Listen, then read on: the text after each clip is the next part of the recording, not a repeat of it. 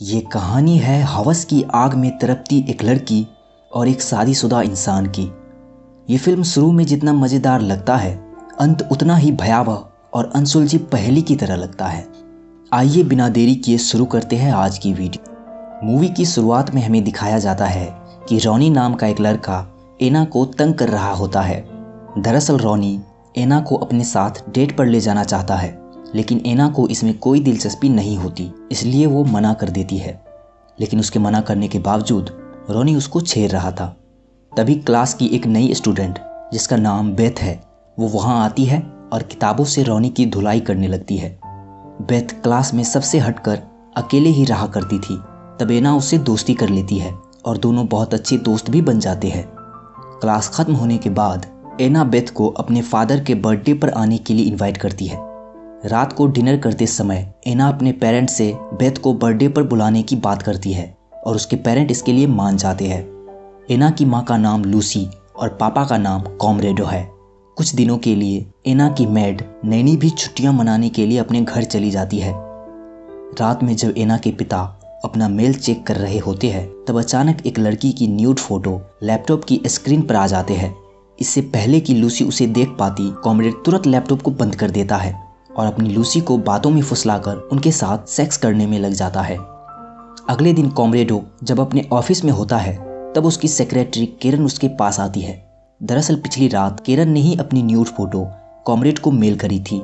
इस वजह से कॉमरेड उसे खूब डांटता है और यहाँ से फिल्म फ्लैशबैक में जाती है, जब कॉमरेडो और लूसी के बीच का रिश्ता नाजुक दौर से गुजर रहा था।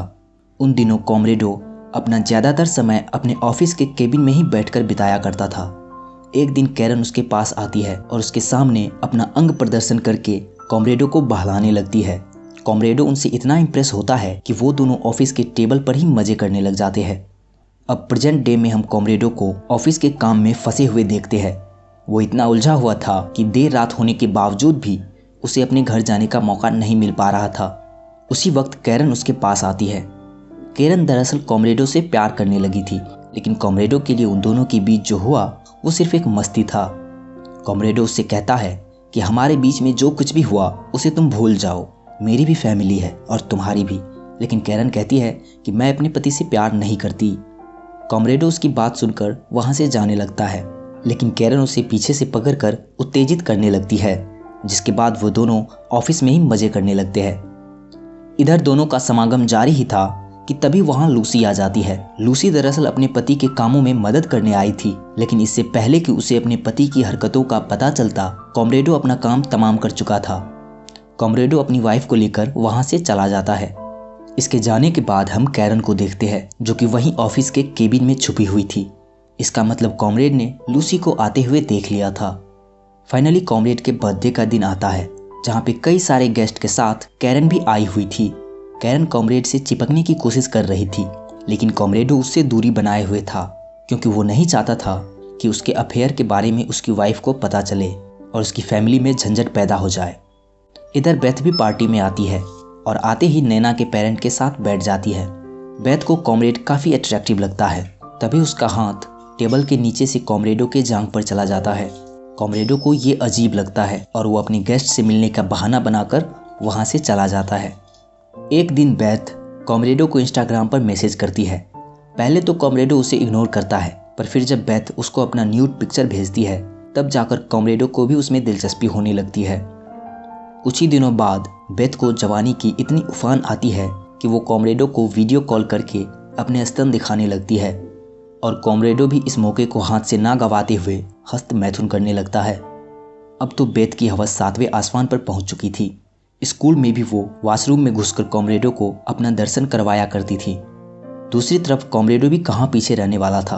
अब उसका भी ज़्यादातर समय टॉयलेट सीट पर बैठकर हस्तमैथुन करने में ही गुजर जाता था। एक दिन जब बेथ अपने घर में सो रही होती है, तब उसकी फ्रेंड कार्ला अचानक उसे सरप्राइज देने आ जाती है। दोनों थोड़ी देर यहाँ वहाँ की बातें करते हैं और फिर एक दूसरे से लिपटकर मजे करने लग जाते हैं। अब बेथ चैटिंग से निकलकर कॉमरेडो के साथ हकीकत में मजे करना चाहती थी, पर कॉमरेडो उसे मिलने से इनकार कर देता है।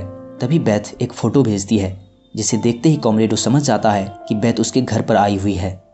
कॉमरेडो भी अपना सारा काम धाम छोड़कर घर पहुंचता है जहां बेथ उसकी फैमिली के साथ बातें कर रही थी। सभी साथ साथ डिनर करते हैं और बेथ की टांग टेबल के नीचे कॉमरेडो की टांगों से दंगल खेल रही थी।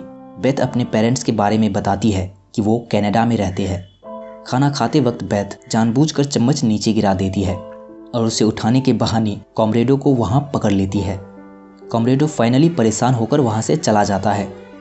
रात को बेथ भी वहीं रुकती है। आधी रात को जब कॉमरेडो को प्यास लगती है तब वो किचन में जाता है। तभी वहां बेथ भी आ जाती है, जिसे देखकर कॉमरेडो डर जाता है। बेथ अपने आप को कॉमरेडो के हवाले करने के लिए पूरी तरह से तैयार थी, पर कॉमरेडो उसे समझाता है कि उन दोनों के बीच जो कुछ भी चल रहा था उसे ख़त्म करना होगा। लेकिन तब बेथ कहती है कि मेरे पास वो सब रिकॉर्डिंग मौजूद है जब तुम मेरी वीडियोस देखकर मास्टरबेशन किया करते थे। क्या मैं वो सब वीडियो तुम्हारी वाइफ को भेज दूं?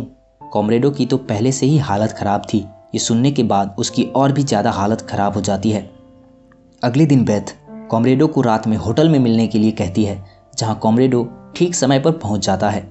दोनों पहले होटल में ड्रिंक्स लेते हैं और फिर बेथ कॉमरेडो को अपनी तरफ आकर्षित करने लग जाती है। कॉमरेडो भी खुद पर कंट्रोल नहीं रख पाता और फिर उन दोनों के बीच रंगरेली शुरू हो जाती है। अब तो दोनों को जब भी मौका मिलता दोनों एक दूसरे के साथ खूब मज़े से अंतरंग किया करते थे, यहाँ तक कि कार में भी। एक दिन बेथ कॉमरेडो को अपने होटल में बुलाती है, जहाँ उनकी फ्रेंड कार्ला भी आई हुई थी। दोनों थ्रीसम परफॉर्म करते हैं और उसी दौरान बेथ कॉमरेडो के गले में चाकू मार मार कर उनकी हत्या कर देती है। साथ ही साथ उसने अपनी फ्रेंड कार्ला को भी जहर देकर मार डाला ताकि उसके खिलाफ कोई सबूत ना रह जाए। दरअसल बेथ ने कॉमरेडो को इसलिए मारा क्योंकि उसे कॉमरेडो में अपना पापा नजर आता था, जिसने बचपन में उनका रेप किया था। साथ ही साथ बेथ ने कॉमरेडो के लैपटॉप से सारी हिस्ट्री और डेटा डिलीट कर दिया और इसी एक राज के साथ यह फिल्म यहीं ख़त्म हो जाती है। उम्मीद है आपको ये वीडियो पसंद आई होगी। इन्हें लाइक कर हमारे चैनल को सब्सक्राइब जरूर करें। धन्यवाद।